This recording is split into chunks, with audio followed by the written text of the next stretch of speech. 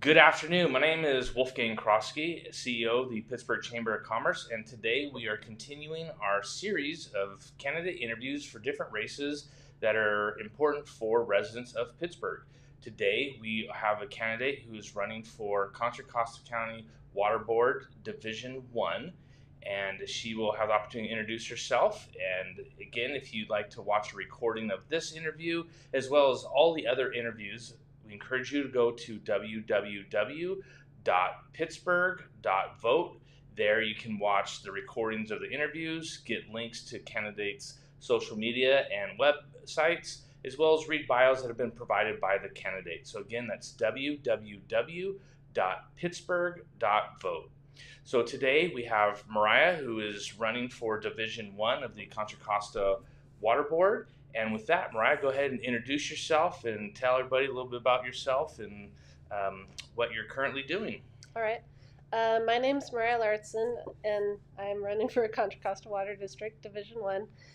Currently, I'm sitting on the Central Sand Board, so I already have policy experience in water. My background is in process engineering. I actually have worked with water before in my day job, and I want to be able to serve our community in running for Contra Costa Water District, especially in terms of preparing our community for climate change. Drought is not going away, so we need to adapt and choose projects that will be long-term solutions instead of band-aids. So you say your professional job, you work with water.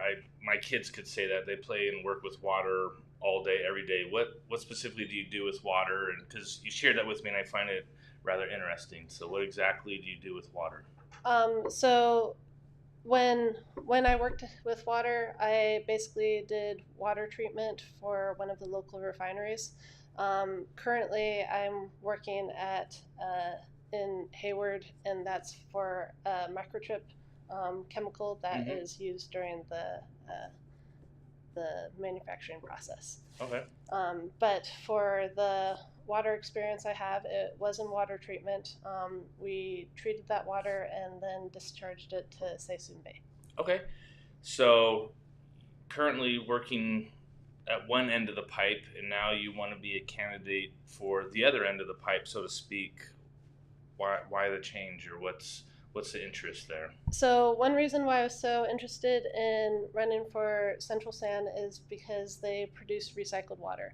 But when I got there, I realized that Central Sand is not in charge of deciding who can sell water, when, and where. And so now I want to move to Contra Costa Water District so I can have the power to move recycled water there. And basically, my pitch is that I want to take that water that we already pay to clean, but we just throw it in the bay, and use it to recharge our reservoir, and basically acknowledge that we're part of the water cycle and that we can participate in the water cycle and reuse that water, and basically prepare ourselves for the extended drought that we're going through. So let me see if I got this right for us non-engineers. The wastewater gets treated, gets cleaned up, and is now technically safe to put back into the river, and it goes out to the bay, to the ocean. Money is spent to clean that water, and it literally goes back into the environment. And what you're proposing is taking that water that's been cleaned, it's clean enough to discharge, but rather than discharge it, put it in a reservoir so that it can then be reused again. Is that correct? Okay. We already use water from the environment. This would just be using water that's clean for the environment and putting it in the environment, which is the reservoir. Yeah. Okay. So why is it? I mean, there's the environmental side. You know, if we put the water back in the reservoir, we can reuse it. Are there any other benefits, or why a passion for that? So I think that Contra Costa Water District has done a really good job in conservation. The issue with that is that it also reduces revenue, and that in turn means that they have to raise rates, which obviously is not good for our lowest income households or for any of us, really. And so basically, I want to turn the responsibility, I don't want the responsibility to just land on our ratepayers. I want the responsibility to be borne also by the district. And so using the water we have to its max capacity is taking that responsibility onto the district instead of just pushing it onto our ratepayers. So ratepayers will have lower rates because we're using our water to our max capacity, and it will also, like you said, be good for the environment in that we'll basically be able to reduce our water usage without putting so much pressure on conservation for our ratepayers. I have met people while I've been out canvassing who basically don't have yards anymore because that's how much they've been pushed to conserve water. I think that our ratepayers are doing what they can right now. It's time for the district to do their part. So I know with recycled water, I think a lot of communities have seen the purple pipes, right? Or the signs that say, not safe to drink, but it's safe for plants, right? That's the type of water that we're talking about. How would that water get to, for example, these houses that don't have yards? How would that water get to them?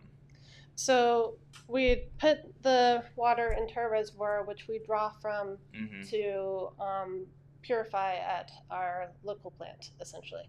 And so this is stuff that we have known how to do for decades. We know how to do potable recycle. And we can even clean water to such an extent that you wouldn't want to drink it because it'd be RO water. And so, what's RO for those who don't know? Reverse osmosis. Okay. And you actually have to put minerals and stuff back into the water so it doesn't take all the electrolytes out of your body. So we know how to clean water. We're capable. We just need to commit to it. And this is the perfect time. Climate change isn't getting any better. And we have a water source ready and available for us. So the recycled water getting put back in the reservoir then would just come back to the consumer through their normal pipes. You're not talking about having a freshwater line and then I call the purple pipeline. Right. Which that's really expensive. Right. That's what I was going to ask. How do you, if you're just going to have the recycled water, how, you're saying that this would save money, but I'm like, well, how are you going to get purple pipe everywhere? So, and I know here in Pittsburgh, we have some areas in town that have access to the purple pipe, but most of the areas don't. Right. Because it costs a tremendous amount to put pipe in, get that connection. So this would be the difference of building one large pipe and only having to pay for that pipe once, and now everyone has access to that water because it's going to our reservoir.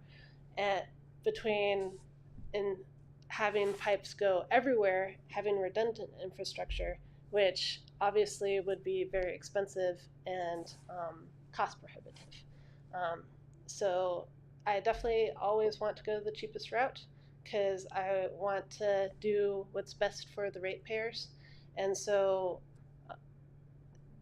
choosing projects that bring in revenue is what's best for the ratepayers, as well as choosing projects that address climate change. Okay. So you talked about the ratepayers and the challenges they're facing in regards to increasing water bills. What are some of the challenges that you see Contra Costa Water District facing? So, like in terms of water? Just in general, some of the challenges that you see that are headed towards either the organization, either climate change or decreased revenue, whatever the challenges that you've identified. Okay, so one thing that Contra Costa Water District has done a really good job at is partner with other organizations in the expansion of the Los Vaqueros Reservoir. And this helps us prepare for drought because basically we can make agreements with other organizations to be an intermediary to send them water. And then in times of droughts, we can basically contract to say, hey, when things get bad, we get at least some of that water back, so that it serves us when we have high need, but when we don't have high need, we can share it with our local Bay Area community. So sharing with the Bay Area community, I know one topic that's hot here are the Delta tunnels, because that's quote unquote sharing with our neighbors down south. What Right. are your thoughts on that? How do you see your plan for recycled water fitting in? Or So the issue with the tunnels is that they do have negative environmental consequences, and so I'm not supportive of the tunnels. I do think that there's a lot we can do with the water we have. I think that it shouldn't just be our community, but every community basically utilizing their water to its max capacity. Um, and that would make it so that we weren't so reliant on water that doesn't come from local sources, which is another advantage of doing potable reuse, is that we have local control over that water. Um, Things like the tunnels, it makes you beholden to other people. It makes you beholden to other interests and valid interests like environmental interests. But still, I think that as a society, we need to move towards acknowledging that climate change is here to stay, and that we would do better to utilize our water better. so you're saying no on the tunnels? Yes. Okay, nothing wrong with that. What else? I mean, as far as interests that you would bring to the board, or programs or policies, what are kind of your top 3 items? So, after climate change, my next item is equity and inclusion. As a Central SAN board member, I have supported the establishment of a diversity and inclusion committee. And then, as a policy perspective, what I don't want is a diversity inclusion program that's the next big thing for the employees for a couple of years, and then it falls by the wayside. So what I want is that diversity and inclusion is incorporated into their yearly goals as an employee. So employees have multiple things that they have to take care of: safety, efficiency, and I want to add diversity and inclusion to that. And they would have that as part of their yearly review. That way, it's not beholden on one board member to basically carry that initiative forward. It's integrated into the actual district, and it will continue on and propagate and build a culture around it. Mm-hmm. Awesome. Any other areas of focus that you feel that you'd bring to the board? I do think that my technical experience is very valuable. It means that I'm not dependent on the employees to um, bring information to me. So, for example, when I became a board member at Central SAN, I really wanted to push recycled water, and I realized from a regulatory perspective that wasn't possible.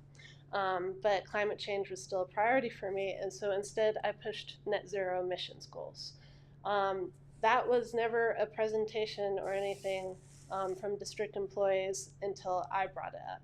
So being able to basically see something that's not working and basically attack that from a different angle is what a technical background gives you, because you know what the options are. Sometimes when you are unfamiliar with the technical aspects, it can be difficult to know what the options are, and that's a strength that I will bring to this position. Okay. Well, that's definitely, so we got recycled water, we have the diversity and inclusion, and then the technical experience. I think that, can definitely be very useful for voters when they're looking at, the different candidates. What do you feel are some of the things that, let me reference this, how do you see yourself working with the existing board members on the board? Because obviously one person on the board can have lots of great ideas, but you're not the only vote. So Right. how do you see yourself plugging in? I'm actually glad you brought that up. So at my current board, I am actually the youngest board member ever elected to that board.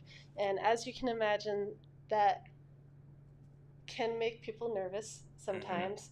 But I was able to basically take something, their baby, which was promoting recycled water, convince them that say, hey, this is not where we have power. We should focus on making change where we do have power, which was net zero emissions goals. So I did not achieve that with just my vote. I achieved that with all 5 votes on the board, and I can do that at Contra Costa Water District. Mm-hmm. Now, do you, as far as with water, as far as water rights and all that, any experience with that, or what are your thoughts on water rights, just in regards to different types of communities? So I do think Contra Costa Water District has done a good job of basically obtaining their water rights. They do have enough water for the district, which not all districts have, right? And what I'm supportive of is so the issue with water rights is they are almost a use or lose thing. And so one thing that could be said about my idea is, hey, won't we lose our water rights? And if I can bring you back to what I said previously about basically acting as an intermediary and sending water out to our local partners, and that will basically maintain that water right while we utilize the recycled water. But that water right will still be there for us when we need it, when droughts get worse, basically, because we'll have that contract with that community to share it when there are droughts. Okay, awesome. Well, definitely thank you for coming in and sharing these ideas. Again, for the voters, we'll give you an opportunity to give final words, but just want to encourage everybody to go to www.pittsburgh.vote. And again, you can watch this interview as well as the other interviews for school board, city council, and we just encourage all voters to go there to learn more about all the candidates. So with that, Mariah, go ahead. You can let us close your remarks and why people should vote for you. So we're at a point where climate change is called a climate crisis. And I am for having the district not only push responsibility onto the ratepayers, but take responsibility itself. And we can do that by recharging our reservoir with recycled water. I'm also a big advocate of diversity and inclusion, and I think it should be integrated into the entire district. And for that, I advocate for it to be part of employees' yearly reviews, so that it becomes part of the culture. And then finally, I will persist and always find a way to meet the priorities that I say I'm going to meet. My technical background will give me the information I need to look for alternatives when I meet obstacles, and that means that I can serve you the best and be able to always push through for a solution, even when there are technical blocks and items like that. So I hope that you'll vote for me on November 8th, and I appreciate your time in listening to this interview. Thank you, and on behalf of the Pittsburgh Chamber of Commerce, we thank you for watching. Have a great day.